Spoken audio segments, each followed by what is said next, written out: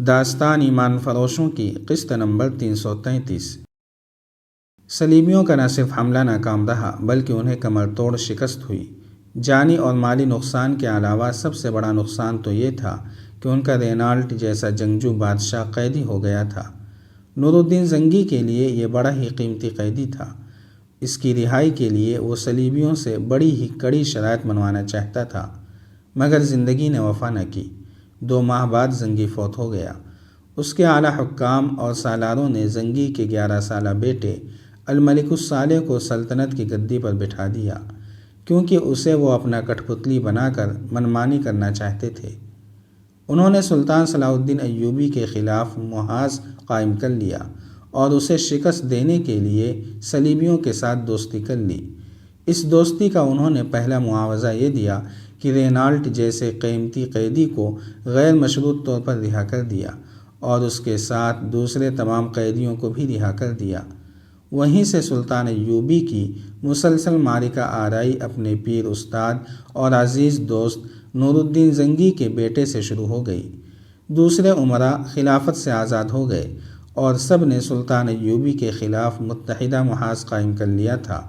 اس کا اور جو نقصان ہوا سو ہوا۔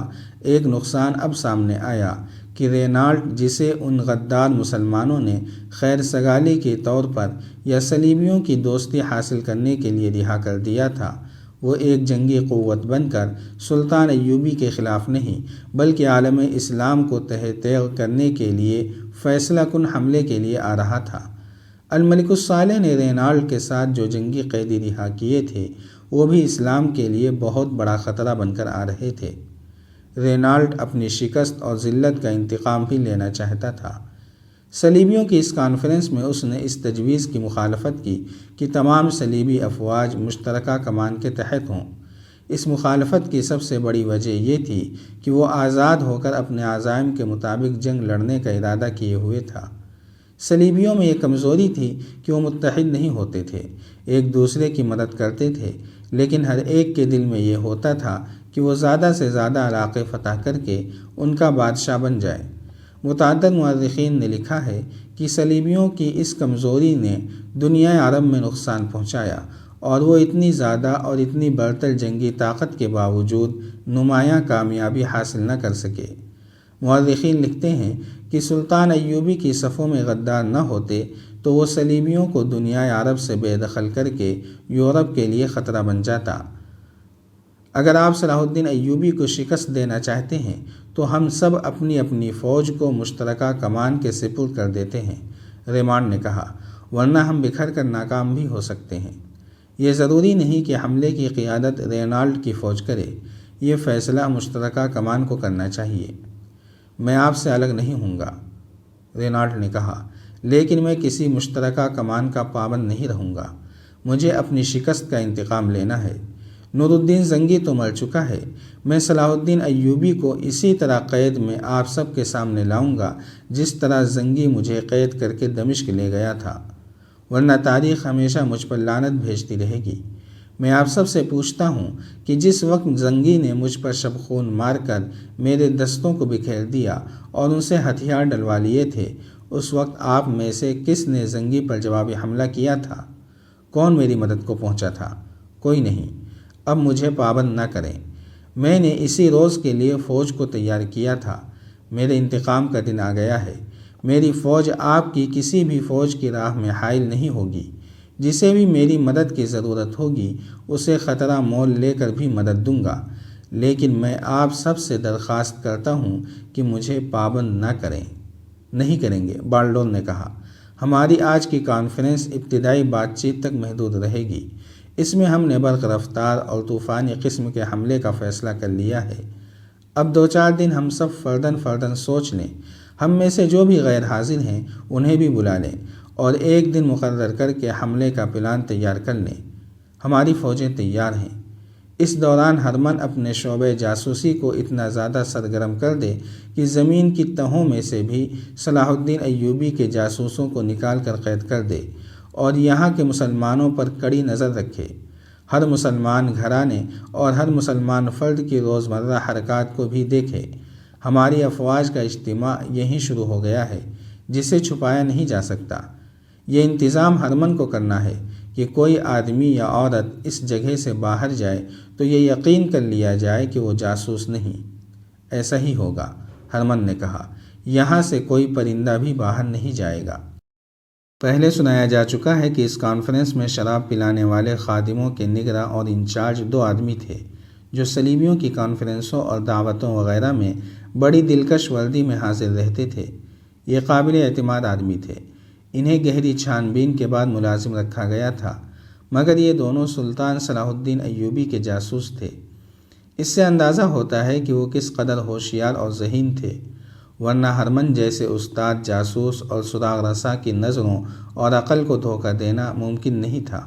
دونوں خوبرو جوان اور دراز قد تھے۔ وکٹر کو اپنا نام بدلنے کی ضرورت نہیں تھی کیونکہ وہ تھا ہی عیسائی۔ راشد چنگیز جو ترک تھا اپنا نام عیسائیوں جیسا رکھے ہوئے تھا۔ یہ دونوں اس کانفرنس میں بھی موجود تھے۔ آدھی رات کے قریب کانفرنس برخاست ہوئی اور وہ دونوں اپنے کمرے میں چلے گئے۔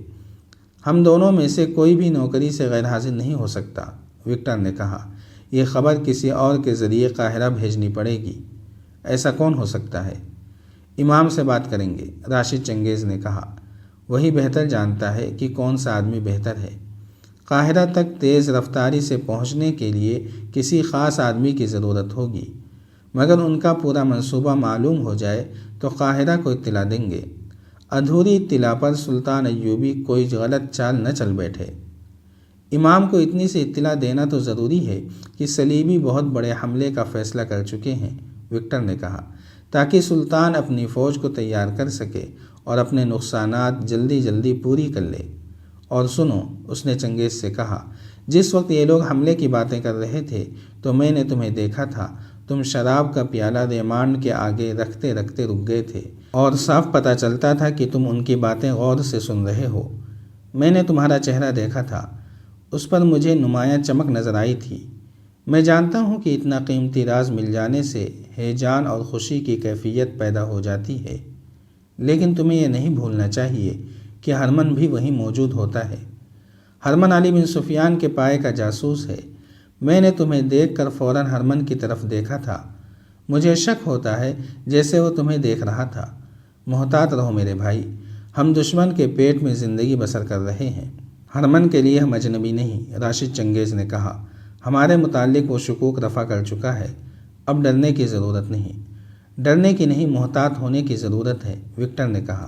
تم نے آج وہ ہدایات سن لی ہیں جو ہرمن کو ملی ہیں۔ وہ اب ہر کسی کو شک کی نگاہوں سے دیکھے گا۔ اور اب تم یوں کرو، مسجد میں چلے جاؤ، سب سو گئے ہیں۔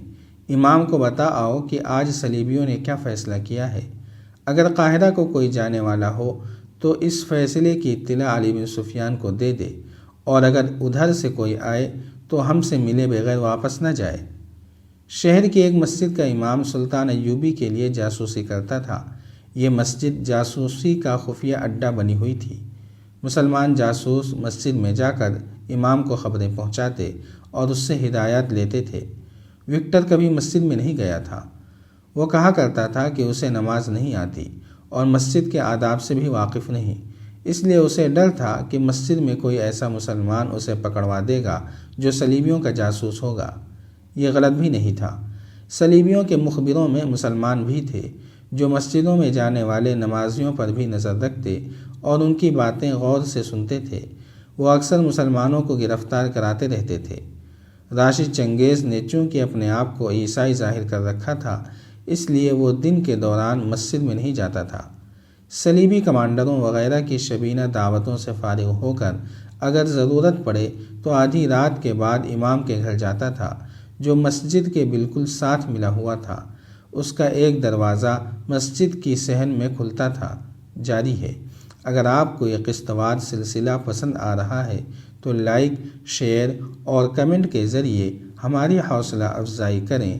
جزاک اللہ خیرا۔